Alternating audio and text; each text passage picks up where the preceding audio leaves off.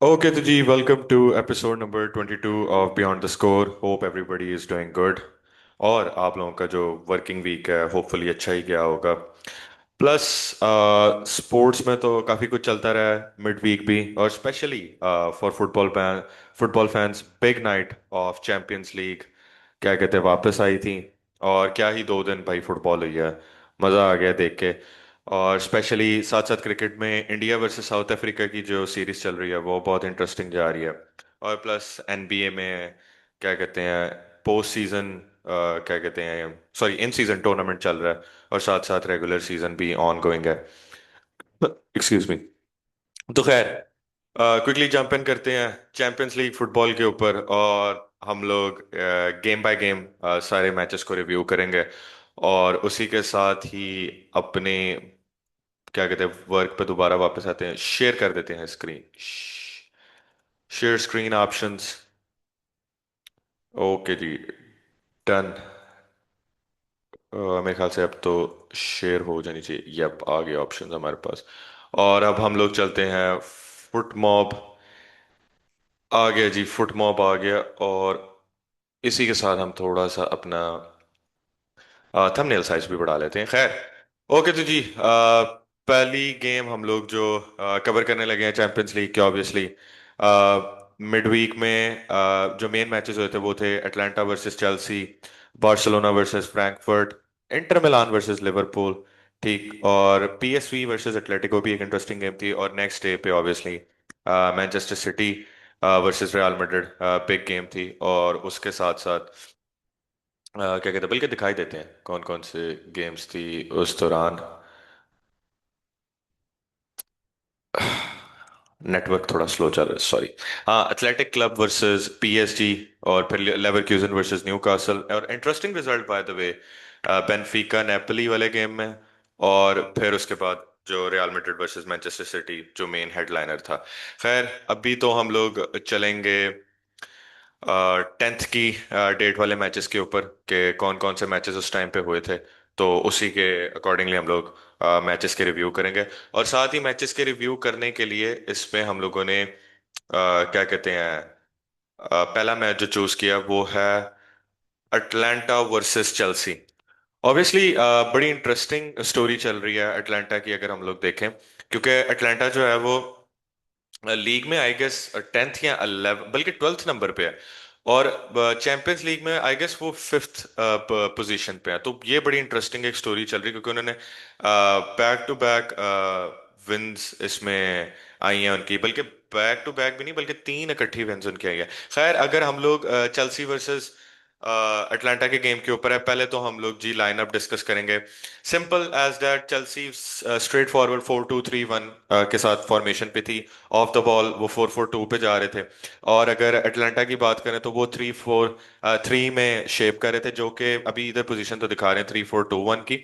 But 3-4-3 में क्या कहते हैं वो विद द बॉल उनकी पोजीशन थी। और क्या कहते हैं विदाउट द बॉल उनका स्ट्रेट जो 5-3-2, जो इटालियन टीम्स डिफेंड जिस तरह करती हैं। लेकिन इस जगह पे मैं ये बात करना चाहूंगा कि बेलानोवा, यार ये इनका राइट बैक बड़ा जबरदस्त था। ये 17 मिनट्स पे चला जाता है और आता है जापा Costa, former Chelsea man by the way. और उसने यार बड़ी अच्छी परफॉर्मेंस दी है। If we look into his stats, एक मिनट, अपलोड तो होनी चाहिए प्रोफाइल उसकी, जैसे ओके हो रही है। ये आ गई फिर से। ओके, तो इसमें जो सबसे ज्यादा इंटरेस्टिंग जो चीज थी, अगर हम लोग जापा कोस्टा की एज देखें, और वो रेगुलर मिनट्स नहीं यहाँ पे करें, उसने 9.3 किलोमीटर डिस्टेंस कवर्ड किया अपनी उस पोजीशन के ऊपर, राइट बैक के ऊपर। और सबसे अच्छी चीज मुझे उसकी ये लगी है कि उसने जो सबसे ज्यादा जो क्या कहते हैं बॉल कैरी कर रहा था ना, वो जापा कोस्टा की साइड से हो रही थी। और उसने वहां से पासेस पिक किए 31, means 39 total passes out of 31 के लिए क्या कहते हैं कंप्लीट किए हैं पासेस। तो इट्स इंटरेस्टिंग टू सी कि अटलांटा की टॉप 11 ही नहीं, इवन तो उनके बेंच के प्लेयर्स भी परफॉर्म कर रहे हैं। तो खैर, अगर हम लोग चेल्सी की साइड से देखें तो रीस जेम्स काफी मुझे अच्छा लगा इस गेम में। ऑब्वियसली उसकी परफॉर्मेंस अच्छी ही आ रही थी।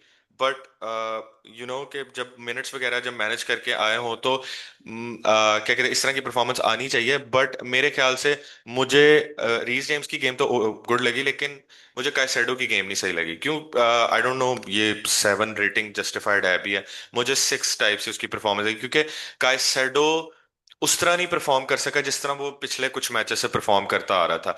और काइसेडो की इस गेम में ना मुझे सबसे एक स्ट्रेन चीज जो ये लगी थी कि जितना Chelsea like behind the line players के, यानी बिहाइंड द ओपोनेंट लाइन, जिस तरह टैकल्स और बॉल विन करते हैं उनके, लाइक जो फ्रंट लाइन में जिस तरह डिकैतलारे, लुकमैन, इवन लुकमैन की गेम बड़ी लाइक नॉर्मल सी थी, कुछ नहीं खास नहीं थी। और स्कामाका फर्स्ट हाफ में दे were very, I would say कि फ्री फ्लोइंग उनकी परफॉर्मेंस थी उनके तीनों अटैकर्स की। वो उस तरह नहीं हो पाते जिस तरह चेल्सी लॉक्ड इन कर देती है, अगर जो हम आर्सेनल या बार्सिलोना वाले मैच में देखें। तो it's very quite interesting to see के काइसेडो की, अगर हम लोग लास्ट प्रीमियर लीग वाली गेम भी देखें, बोनमथ वाली, या उससे क्या कहते हैं पहले थी, जो चेल्सी की मिड वीक वाली, आई गेस। नहीं, मिड वीक में तो खेला ही नहीं था। हाँ, वो बोनमथ वाली ही मेरे ख्याल से थी। वो भी बड़ी इफी इफी करके थी, कोई इतनी खास गेम नहीं थी। तो इसके साथ साथ ही अगर मैं आप लोगों को हीट मैप यानी मोमेंटम मैप अगर दिखाऊं, तो Chelsea were quite good in first half, जिसमें रीस जेम्स के असिस्ट के थ्रू ख्वा पेड्रो ने क्या कहते हैं गोल भी मारा था, जो कि आई गेस 25 मिनट पे उनका गोल आया था। आई सॉरी, 20 मिनट पे आया था मेरे ख्याल, बस नहीं, 25 मिनट पे आया था। तो इट्स क्वाइट इंटरेस्टिंग कि चेल्सी उस जगह पे मोमेंटम अपना क्रिएट कर पा रही थी, इवन दो काइसेडो की उस तरह की परफॉर्मेंस नहीं आ रही थी। और क्या कहते हैं, चेल्सी के अगर हम लोग विंग्स की भी बात करें, नेटो और गिटन्स की भी यार बड़ी ही डेड परफॉर्मेंस थी। इवन दो गर्नाचो को जो वो जब वो सब करके लाए थे, he was very crucial in second half, but first half में उनके दोनों विंगर्स की गेम बहुत नॉर्मल थी। आई वुड से कि चेल्सी को पेड्रो नेटो वाली पोजीशन के ऊपर भी मेरे ख्याल से, इन माय ओपिनियन, थोड़ा सा जरा जल्दी क्या कहते हैं सब की तरफ जाना चाहिए था। बट खैर, क्या कहते हैं, उन्होंने 67 मिनट पे जाके उसको सब किया था। बट गिटन्स और पेड्रोनेटो और काइसाइडो की उस तरह की परफॉर्मेंस ना आने की वजह से चेल्सी बहुत ज्यादा डिप डाउन रही। अच्छा, लोग ना एंजो फर्नांडिस की भी बहुत बात करते हैं, एंजो फर्नांडिस की आई वुड से गेम उस तरह नहीं पिक हो सकी। चेल्सी विद द बॉल उतना क्रिएट नहीं कर पा रही थी, वो ज्यादा अपने विंगर्स के ऊपर इस टाइम पे जा रहे थे। तो अगर सेंट्रली ऑपरेट करती तो आई वुड से कि एंजो की गेम भी फ्लरिश करती, बट दैट्स इट। बट अगर हम लोग इनकी बात करें, अटलांटा की बात करें, they were very good. I mean, जो उनकी मिडफील्ड का जो डबल पिवट था, एडरसन और डीरून, दे वर रियली गुड। मैंने अभी तक अटलांटा को इतना अच्छा फॉलो तो नहीं किया, मगर उनकी जो वो देख रहा था ऑप्टा पे स्टैट्स, और उसके स्क्वावा स्क्वावा फुटबॉल है, आई होप सो सही प्रोनाउंस कर रहा हूँ, उसके ऊपर उनके स्टैट्स आए थे। They are like matching up towards to their performances, specially in the Champions League. तो डीरून की मेरे ख्याल से गेम काफी अच्छी थी। वो एक स्ट्रॉन्ग, जिस तरह कहते हैं ना कि ब्लॉक होल्ड था इनकी मिडफील्ड में। दैट्स वाई मेरे ख्याल से डीरोन की जो परफॉर्मेंस भी थी वो काफी लाइक मेरे ख्याल से एक तगड़ी परफॉर्मेंस आई उसकी तरफ से। तो आई वुड से कि मार्टिन डीरोन की परफॉर्मेंस इसलिए भी आप कह सकते हैं कि वो बहुत देर से अटलांटा के साथ गया, तो वो उस पोजीशन पे काफी फिट इन हो चुका हुआ है उस सिनेरियो में। अच्छा, तो खैर अगर हम लोग इनके कमबैक के अगर सिनेरियो पे आए, तो यार जो पहला गोल्स का माका ने जो मारा था यार, प्रॉपर मैं कहता हूँ, वो जो होती है ना, proper old Italian Italian football वाली वाइब आई थी अटलांटा से। प्रॉपर क्या कहते हैं क्रॉस, और नंबर 9 का फिनिश, और स्कामाका का वो फिनिश भी बहुत अच्छा था। खैर, अगर जो स्टार ऑफ द परफॉर्मर के ऊपर आए तो वो था डी कैथलारे। यार डी कैथलारे फर्स्ट हाफ से ही पता लग रहा था कि he was going to take this game on his own. और अगर हम लोग उसका गोल भी चेक करें, उसके साथ जापाकोस्टा फॉरवर्ड एक रन दे रहा था, अगर वो उसको ओवरलैपिंग रन को भी पास कर देता तो वो गोल ही हो जाना था। लेकिन उसने खुद ठीक है, थोड़ी सी डिफ्लेक्शन हुई थी उस क्या कहते हैं चेल्सी प्लेयर की, बट वो जो स्पीड थी ना, बहुत रॉकेट स्पीड थी टीका तला रहे की उस गोल के ऊपर। और अच्छा, और एक बड़ी क्या मैं कहता हूँ कि स्पेसिफिक चीज है जो इस मैच में हाईलाइट नहीं किसी ने की।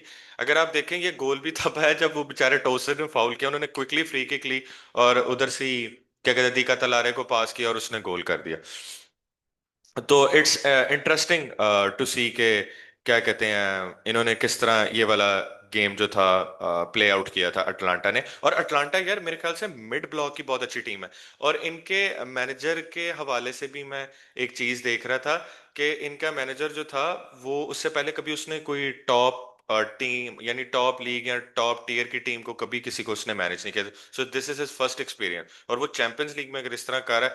लुक, लीग की टीम जो होती है ना वो बनाने में बहुत टाइम लगता है एज कम्पेयर टू कंपटीशन की टीम। कंपटीशन में आपके पास ना ओपोनेंट के अगेंस्ट आप ऐसे ही खेलते हो कि ये बस एक मैच है, इसमें कुछ ना कुछ प्रूव करना।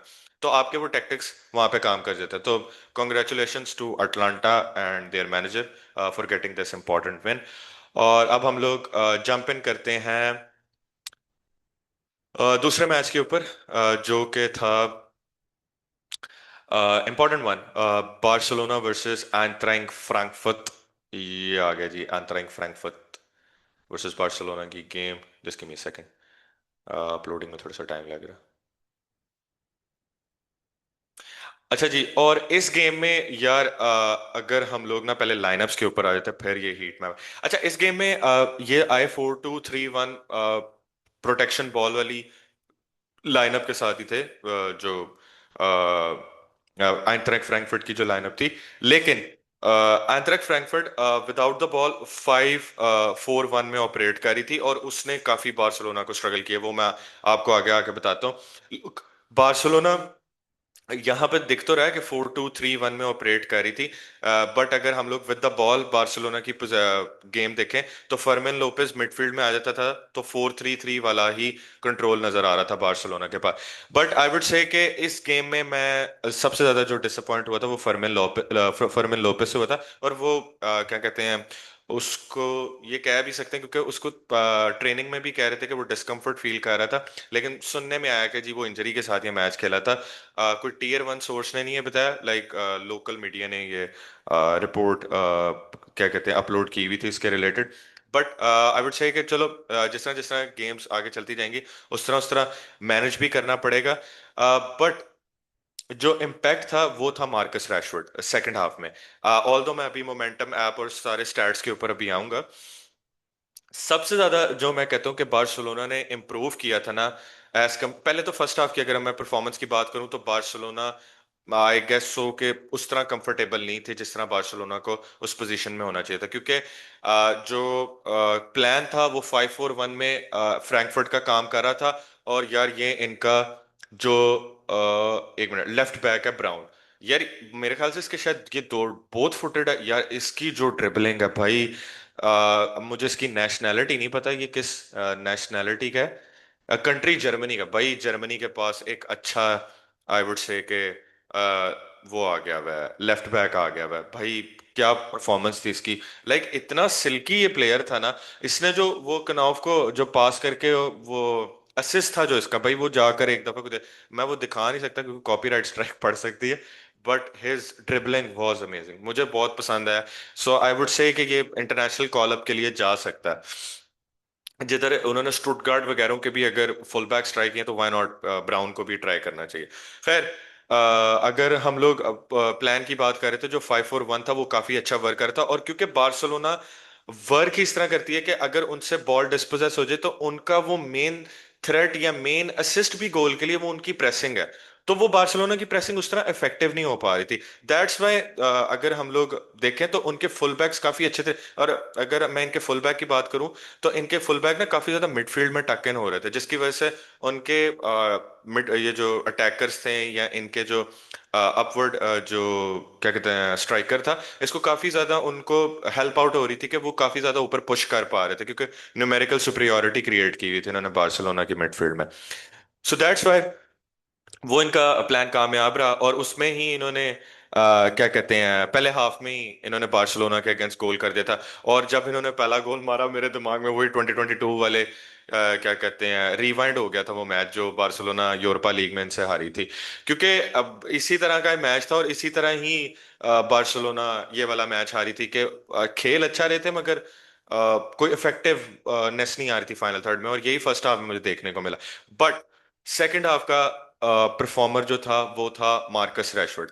लुक यार, मैं जितना मर्जी अभी हम लोग डिनायल में रह लें कि जी मार्कस रैशवर्ड की ये परफॉर्मेंस नहीं हो सकती, वो परफॉर्मेंस नहीं हो सकती, बट मेरे ख्याल से जितना इम्पैक्ट इस टाइम मार्कस रैशवर्ड ने बार्सिलोना में क्रिएट किया है, मेरे ख्याल से और कोई ऐसा दूसरा प्लेयर नहीं है।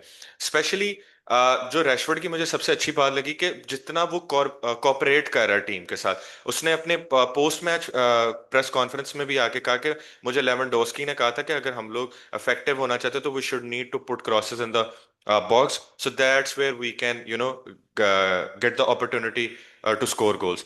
सो इसी चीज ने इम्प्रूव किया, और बार्सिलोना की आप परफॉर्मेंस उसके बाद देख लें मार्कस रैशफोर्ड के आने के बाद, कि दोनों जूल्स कुंडे के गोल, इवन दो जूल्स कुंडे की brilliant performance, I know first half में थोड़ा स्ट्रगल किया, but he is back to his, तो big shout out to big Marcus भाई। Well done Marcus Rashford. बड़ी खुशी हुई यार, मार्कस रैशफोर्ड ऐसा प्लेयर है कि मुझे वो यूनाइटेड में भी बहुत अच्छा लगता था, बट उसकी वो उस तरह की परफॉर्मेंसेज नहीं आ पा रही थी कि जिस तरह उसको बैक किया जाए, but in Barcelona he turned up into different player। और स्पेशली मार्कस रैशफोर्ड देखे तो टॉप असिस्टर है इस टाइम बार्सिलोना के लिए with 9 assist. So overall very good performance for Barcelona. और बार्सिलोना ने ना सेकंड हाफ में जो मुझे लगता है जो एक ग्राइंड थी ना बार्सिलोना की, वो बहुत अच्छी लगी है देखने के लिए, क्योंकि बार्सिलोना ने ग्राइंड किया ये रिजल्ट। उन्होंने इस तरह नहीं रहने दिया कि बस जी गोल कर लिया है जूल्स कुंडे ने तो बस इसको स्क्रेप ऑफ करें। बार्सिलोना ने सबसे ज्यादा क्या कहते हैं जो ग्राउंड डुअल्स थे वो उस क्या कहते हैं हाफ में विन किए थे, और बहुत अच्छी प्रेसिंग उस टाइम पे नजर भी है, तो काफी इंप्रूव्ड सेकंड हाफ परफॉर्मेंस। और अगर हम लोग उस पे आ जाए मोमेंटम मैप पे आ जाए, तो लुक अगेन फ्रैंकफर्ट ने इतना कुछ क्रिएट नहीं किया था, बट कि वो एक ब्लॉक वाली यानी जो बिहाइंड द बॉल रहकर उन्होंने जो परफॉर्मेंस देनी थी, they get that thing what they are expecting from their play. और अगर एक्सटी वगैरह एक्सपेक्टेड गोल्स की बात करें, बार्सिलोना 1.52 एंड ट्राइंग फ्रैंकफर्ट 0.76, और टोटल शॉट्स 19-6, और थ्री बिग चांसेस बार्सिलोना के जिसमें से दो कन्वर्ट किए, एक वो मिस किया, वो जो पेड्री वाला वो जो पास था भाई, वो पेड्री ने जिस तरह control, smooth silky player, good overall performance for Barcelona, 3 points in the back. Okay तो जी अगर हम लोग यहाँ से मूव ऑन करें, तो हम लोग मूव ऑन करते हैं नेक्स्ट मैच में जो कि था इंटर वर्सेस लिवरपूल। लिवरपूल की क्या कहते हैं मसले वादू चल रहे हैं, लेकिन उन्होंने स्टिल समहाउ इधर से 3 पॉइंट्स विन किए हैं। बट यार मैं ना एक बात करना चाहूंगा, ये मैच बड़ा फारिग था to be honest. Like I know के जो मैच था वो इंटर मिलान को ये जीतना ही चाहिए था जिस फॉर्म से लिवरपूल आ रही थी, मगर इंटर मिलान भी मुझे खास नहीं, मुझे इंटर मिलान बहुत ज्यादा केजी लगी। लाइक आई डोंट नो क्या कहते हैं कि वो इतना पोजेशन क्यों रख रहे थे जबकि वो लाउतारो और उसके साथ खेल रहे थे, द गाय ने, हाँ थ्योराम के साथ। और टू बी ऑनेस्ट मुझे इनके दोनों अटैकर्स की परफॉर्मेंस इतनी अच्छी नहीं लगी, क्योंकि जितना हेनरिक मिकहितारियन इस इनकी मिडफील्ड में जितना वो भाग रहा था ना, I even though I was disappointed from Barella as well. पता नहीं क्यों एक स्टैट आ रहा था एथलेटिक की तरफ से कि बरेला जो एक्सजी क्रिएट करता था वन क्या कहते हैं 0.88 का वो एक्सटी पर गेम क्रिएट कर रहा था, वो डिप डाउन करके 0.18 पे चली गया। तो it's very strange to see के निको बरेला जैसा प्लेयर लाइक इस तरह परफॉर्म नहीं कर पा रहा उनके मिडफील्ड में। और सबसे ज्यादा मसला मुझे ऐसे लगा कि यानी कि इंटर मिलान का अगर हम लोग प्ले फ्रॉम द बैक देखें, दे वर वेरी गुड। क्या कहते हैं वो जो 30 मीटर्स बिफोर वो जो डिफेंस बॉक्स होता है ऑपोजिशन का, उससे पहले तक वो अच्छा बिल्डअप करते आ रहे थे, लेकिन उनको ना डिलीव यानी उन्होंने कोई डिलीवरीज नहीं फाइनल थर्ड में इतने, उनका फाइनल थर्ड का आउटपुट बहुत फारिग रहा है मेरे ख्याल से इंटर मिलान। दैट्स वाई मेरे ख्याल से यहाँ पर ना लिवरपूल उस चीज को कैपिटलाइज कर गया।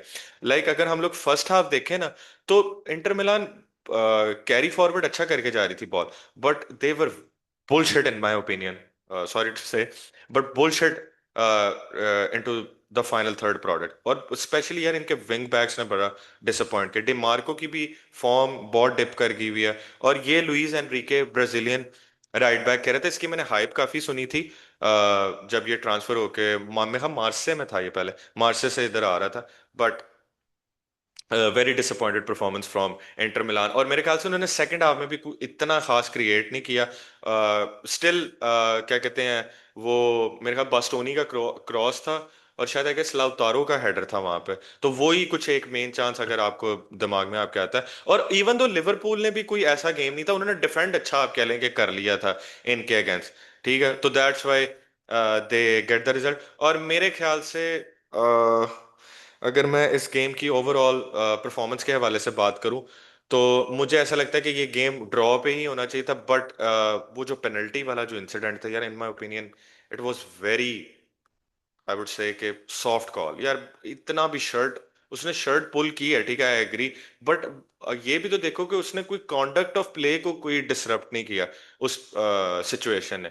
तो अब वो प्लेयर ऐसे ही डाइव मार ले तो अब उसका क्या ही कर सकते हैं। तो मेरे ख्याल से ये वीआर का इन माय ओपिनियन बड़ा स्ट्रेंज डिसीजन था, but they gave the decision in the favour of Liverpool. और वहां से Dominik Szoboszlai obviously he is very good on the pens, और उसने स्कोर किया and they get the 3 point. ज्यादा बात करने के लिए कुछ है नहीं इस गेम में।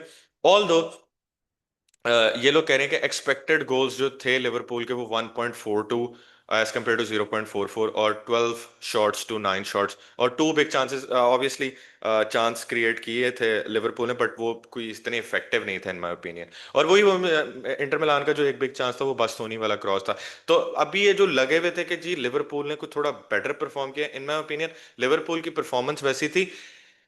बट जो इंटर मिलान थी वो इससे भी ज्यादा बुरा परफॉर्म कर गई है। बस ये इस गेम का ये एक पूरा सिनेरियो होता है। So that's it from this game.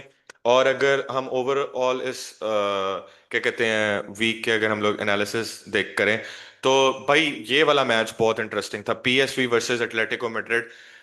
Look, PSV ने 6-2 मारा था नेपली को, और नेपली क्या कहते हैं बहुत बुरी तरह पिट के आई थी। और इन्होंने यहाँ पर 1-0 डाउन हो गए थे अगेंस्ट पीएसवी एंड होवन, एंड क्या कहते हैं इन्होंने कम बैक किया और 3-1 की लीड ली थी। इवन तो उन्होंने कम बैक किया जब पेरिसिच क्या कहते हैं सबसे, और पेरिसिच ने असिस्ट भी दिया।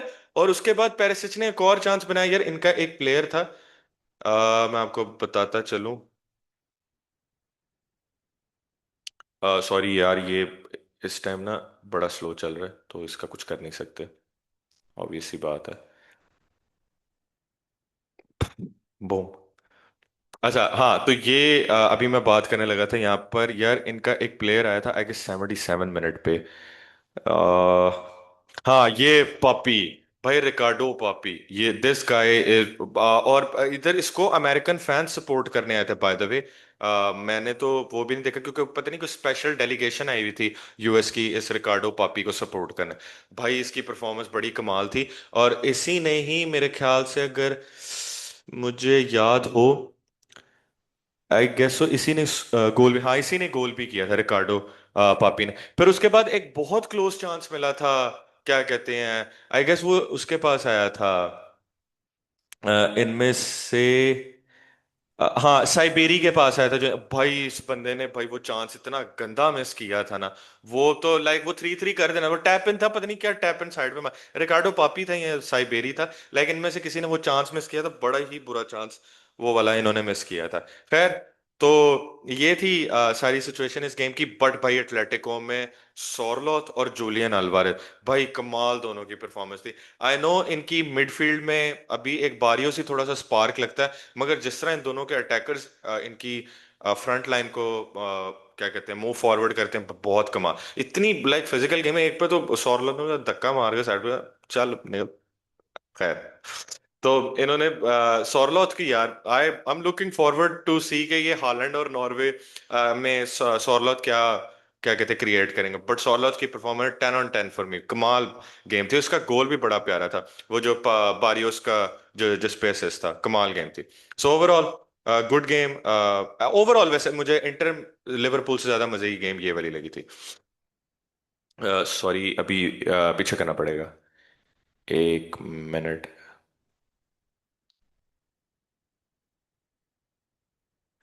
हाँ, तो इसमें जी टॉटनहम ने अपना गेम विन कर लिया 3-0 स्लाविया प्रा।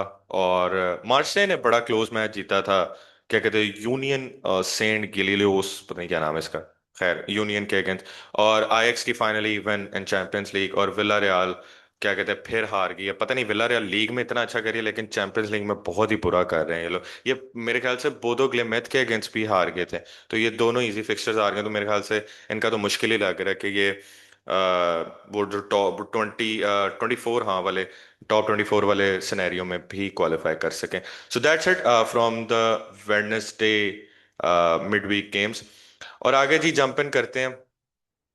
तो आता है 11th। इस दर यार इसमें ना क्या कहते हैं, जो सबसे ज्यादा मुझे स्ट्रेंज रिजल्ट लगा था ना, वो लगा है बेनफिका वर्सेस नेपोली।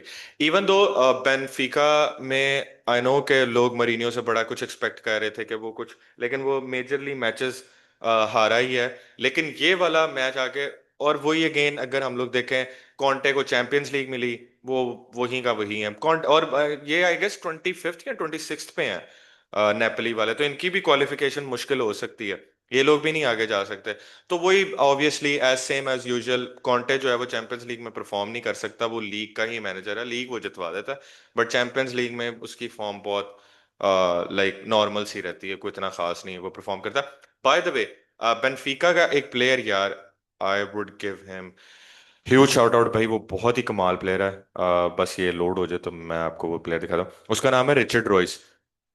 और रिचर्ड रॉयस जो था वो मेरा पाल्मेरास पाल्मेरास में था, या किसी ब्राजीलियन क्लब में था, इफ आई रिकॉल।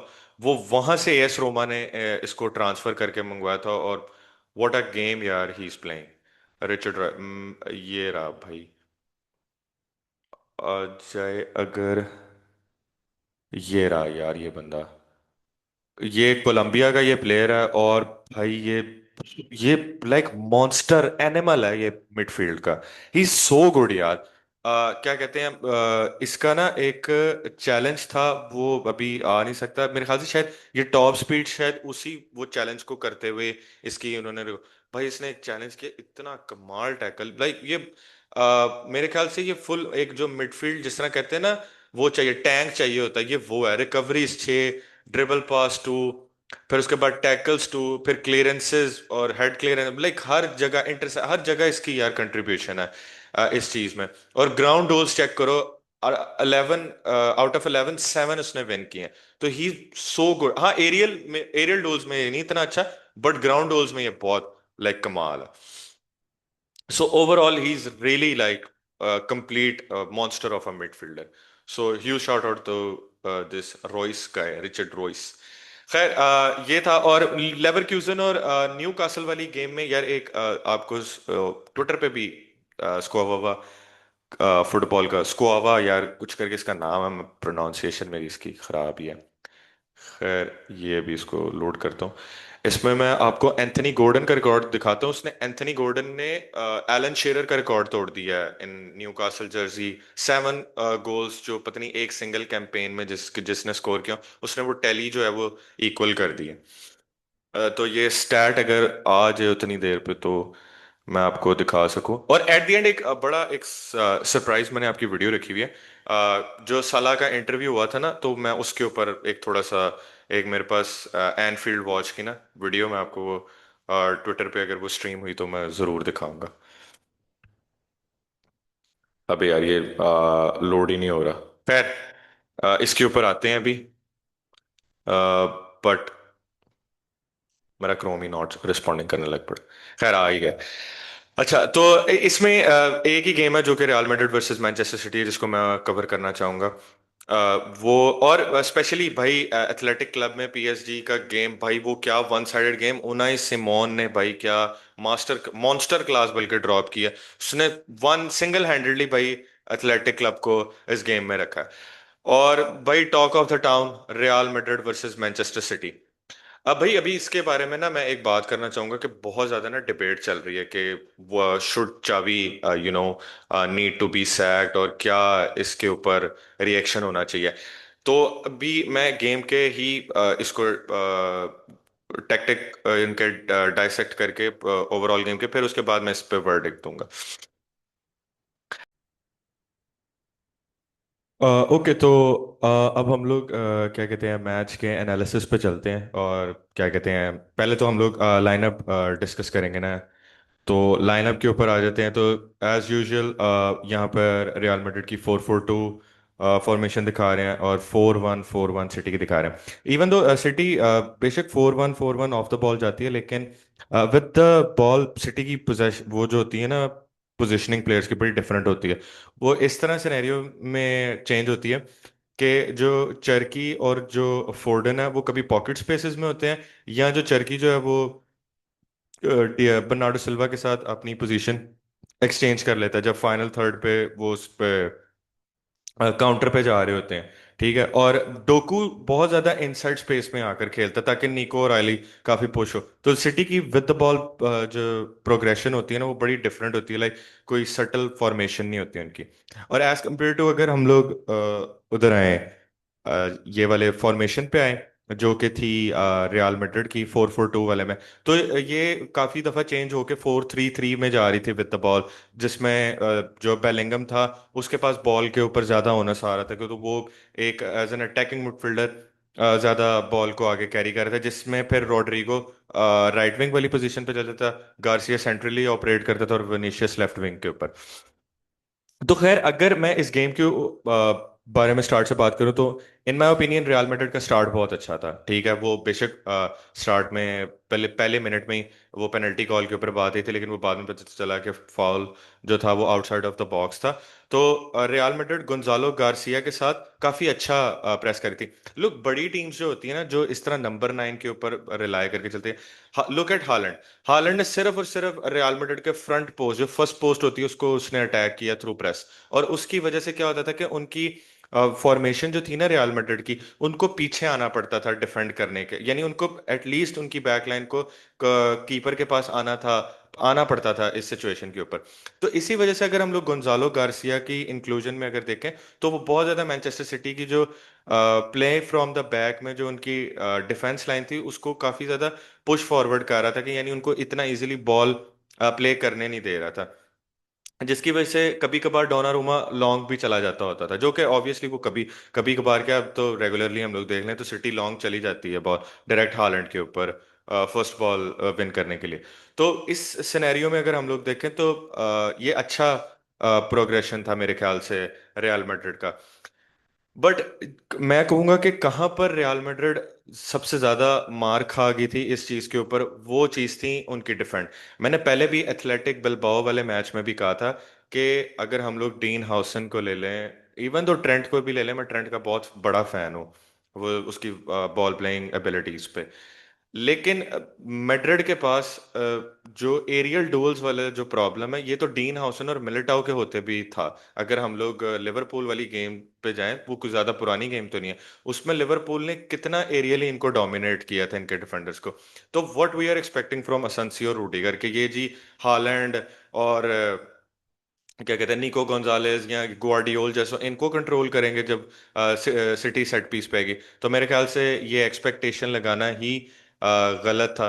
ठीक है, और दूसरा इस सिनेरियो के ऊपर मैं ये भी कहना चाहूंगा कि मैड्रिड में इस टाइम जो एक सेटल पोजीशन नजर आ रही है ना वो लेफ्ट बैक की, और वो है कैरेरास की। कैरेरास काफी अच्छा परफॉर्म कर रहा है अगर हम लोग थ्रू आउट द गेम्स देखें, और इवन तो वो भी अगर छोड़ दें तो रियल मैड्रिड की ओवरऑल परफॉर्मेंस भी बेहतर थी सिटी से, इन टर्म्स ऑफ के जो फाइनल थर्ड में वो जो क्विक एक्शन वाली जो गेम होती है उसमें विनीशियस के पास भी चांस आ गया था। मुझे वैसे बेलिंगम की समझ नहीं लगी कि उसने वो जो बॉल को पता नहीं क्या चिपन करने की कोशिश की थी शॉट लेने की, वो क्या फजूल सी उसने शॉट मारी थी, वो तो उसने चांस बिल्कुल जाया किया था, और वो कैरेरास का रन बहुत जबरदस्त था। और विनीशियस, लुक, विनीशियस के ऊपर बहुत से लोग ना ज्यादा क्रिटिकल हैं उसके उस 30 मिलियन पैकेज को लेके। मेरे ख्याल से विनीशियस उस तरह की परफॉर्मेंस भी जस्टिफाई नहीं कर पा रहा। तो इस चीज के ऊपर लेकर जो क्रिटिकल है मैड्रिड फैंस, वो ऑब्वियसली मेरे ख्याल से बिल्कुल ठीक है, इसमें कोई गलत वो नहीं है, क्या कहते हैं आप, ओपिनियन नहीं कह सकते उनकी। और अगर हम लोग ज्यादा फर्दर बात करें तो सिटी से भाई निको और आइली और निको गोंजालेस, भाई क्या परफॉर्मेंस थी। स्पेशली लोग ज्यादा उसकी डोकू की परफॉर्मेंस को रेट आउट नहीं कर रहे, मेरे ख्याल से डोकू जिस तरह खेला था, भाई वो जिस तरह बॉल कैरी करके जिस तरह कहते हैं ना 20-30 यार्ड का एक रन मार दे, सॉरी 20-30 मीटर्स का एक रन मार दे, वो डोकू वाकई में मार देता होता था भाई। वो बॉल पकड़ता था, वाइड एरियाज में लेकर इनसाइड आता था और फाउल विन कर लेता था। यही मैनचेस्टर सिटी का उस पेनल्टी के बाद जो गेम देखे थी। और सिटी ने नो डाउट चांसेस भी काफी क्रिएट किए थे। अगर हम लोग एक्सटी देखें, यानी मोमेंटम हीट मैप भी अगर हम लोग लें, तो 1.5 का एक्सपेक्टेड गोल का उनका एक्सजी था, as compare to Manchester City जिनका 2.5 का था। लेकिन इंटरेस्टिंग चीज ये थी कि सिटी विद द बॉल इतनी पोजेशन नहीं रख रही थी, वो ज्यादा मैड्रिड को ओनस दे रहे थे विद द बॉल। और उसके साथ भी वो यहाँ पे बर्नाब्यू में 3 पॉइंट्स विन करके चल गए। So that's very interesting I would say कि जो इस मैच में क्या कहते हैं और मैनचेस्टर सिटी ने किया। और भाई अगर कोई ये जस्टिफाई करता है कि ग्वार्डियोला जो है वो बड़ी प्रैग्मेटिक फुटबॉल खिला, भाई जब आपकी टीम ट्रांजिशन फेज में होती है ना, और अच्छा मैनेजर जो होता है ना, वो चीज़ों को अंडरस्टैंड करता है अकॉर्डिंग टू द सिचुएशन। और उसने उसी पे कैपिटलाइज किया and they won that game.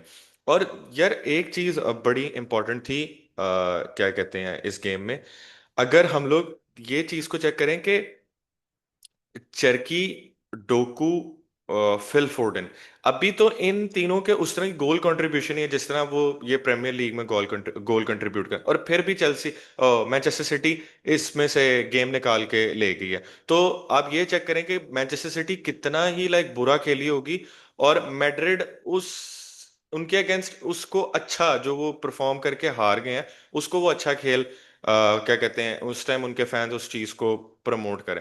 तो अगर आप ये देखें तो ये सारी बात चाबी अलोंसो के ऊपर नहीं मेरे ख्याल से जाती, ये प्लेयर की कैपेबिलिटी के ऊपर भी आती। और ऑब्वियसली उनके पास उनके मेन प्लेयर भी नहीं थे। अम्बापे नहीं था, ट्रेंट नहीं था, फिर उसके बाद डीन हाउसन नहीं था, मिलिटाओ नहीं था जो कि उनकी डिफेंस लाइन में है। और अगर सबायोस उसकी जगह कामाविंगा होता तो it will be a good battle in midfield against Manchester city. But that's it, ये कोई नई चीज नहीं है। मैड्रिड अगर देखा जाए तो कार्लो गेंडर इसी तरह की बुरी परफॉर्मेंस करके समहाउ सॉर्ट ऑफ रिजल्ट निकाल के ले जाते हैं। तो अगर वो अब अच्छा परफॉर्म करके हार रहे हैं तो मेरे ख्याल से उनके फैंस को इतना कोई वो नहीं होना चाहिए, क्रेज आउट नहीं होना चाहिए। भाई ट्रांजिशन में आपकी टीम है तो इसका इसी तरह ही सिचुएशन चलती है।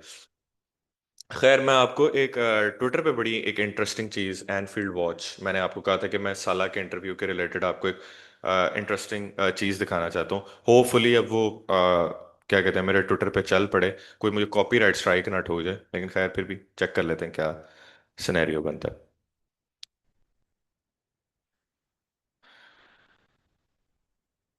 ओके, तो हाँ अब लोड हो गए, गुड टू गो अब तो। अच्छा यार, इसमें ना अगर आप लोगों की स्क्रीन पे आ रहा होगा तो वो पहले सॉरी वो इंटरव्यू दिखाने से पहले वो जो मैं एंथनी गोर्डन का जो दिखा रहा था ना भाई, by the way Aston Villa बहुत इस टाइम कमाल फॉर्म में चल रही है। Without a doubt they are like in some crazy crazy क्या कहते हैं फॉर्म में। अच्छा तो ये सिनेरियो था। हाँ, only Kylian Mbappe 9 goal directly involved in more goal as than Anthony Gordon 7 in the Champions League in this year. It's the joint most by a Newcastle player in single Champions League campaign. और ये वाली मैं बात करता हूँ, most goals plus assist in a champions league campaign for Newcastle, यानी goals और assist दोनों मिला के 7। तो एंथनी गोर्डन ने वो टैली बराबर कर ली है एलन शेरर वाली, तो गुड फॉर हिम। अच्छा, अबे यार मैंने अपने अकाउंट पे जाना, कोई बुरी चीज ना खुल जाए। खैर कोई मजाक कर रहा हूँ भाई, मेरे इधर एक्स पे आती ही सिर्फ ये only it's all about football, तो कोई मसले की बात नहीं है। या F1 चलो। अच्छा वो यार इंटरव्यू ये रहा अभी हाँ एक मिनट, अगर तो कॉपीराइट ना पड़े तो मैं चला देता हूँ ये।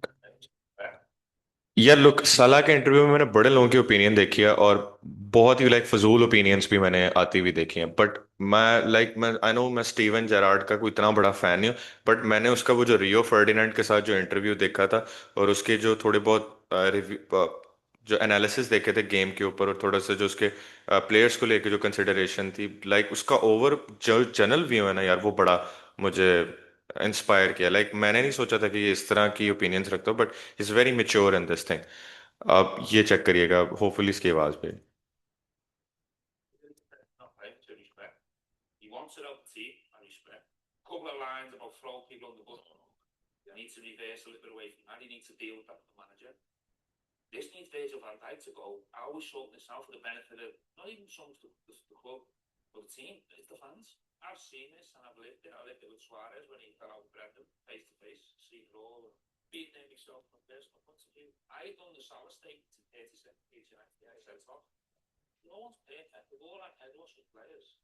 लुक उसने कितना तरीके से उस चीज को उसने उसने कहा हाँ ठीक है प्लेयर क्या कहते हैं जिस तरह का वो प्लेयर है साला वो जिस तरह परफॉर्म कर रहा है इन एंड आउट वो इस सीजन में आगे थोड़ा फ्रस्ट्रेट हो जाते तो एक्सप्रेस कर देता है बंदा इंसान लेकिन उसको हाँ प्लेयर्स को नहीं इस तरह अंडर द बस थ्रो करना चाहिए था कुछ तो वो कहता कि नहीं होनी चाहिए थी चीज ठीक है वो उसको मैनेजर के साथ सॉर्ट आउट करनी चाहिए थी और उसने कहा था कि इस तरह के सिनेरियो सुआरेस के साथ भी हुआ था जब वो ब्रेंडन रॉजर्स के साथ रिफ्ट कर गया था और वो बाद में लेफ्ट कर गया था क्लब लेकिन उसका ओपिनियन ये आगे ये वाली बात सुनिएगा।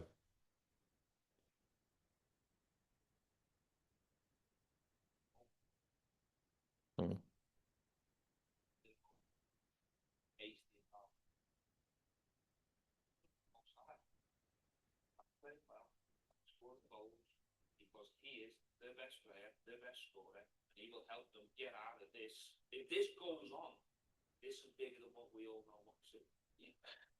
उसने बिल्कुल एक लाइक प्रॉपर उसको उसके इमोशनल एस्पेक्ट को भी रखे उसने उस प्लेयर की सिचुएशन को भी आगे रखे और उसने उस प्लेयर की डिफरेंट एनालॉजी को भी आई वुड से ड्रॉ करके बताया कि यार इस तरह हो जाता है ये कोई नई चीज नहीं है so that's what I like about Steven Gerrard on this on सलाह's इंटरव्यू जो उसका रिएक्शन था so it's very intrigue me कि मैं ये चीज क्या कहते हैं आप लोगों के साथ भी शेयर करूं खैर that's it that's the video we had over here और क्या कहते हैं इंशाल्लाह अब आगे प्रीमियर लीग वगैरह लीग फुटबॉल आएगी तो उसको भी कवर करके रिव्यू वगैरह डालेंगे so that's it from the side that's the Champions League review of match week 6 और आगे जाकर चैंपियंस लीग अब जनवरी में आएगी so it's going to be a big long break month की बल्कि एक ब्रेक आने लगी है so will hopefully see you out into the next video तब तक के लिए टेक केयर और भाई एंजॉय करें अपना weekend and good bye bye bye.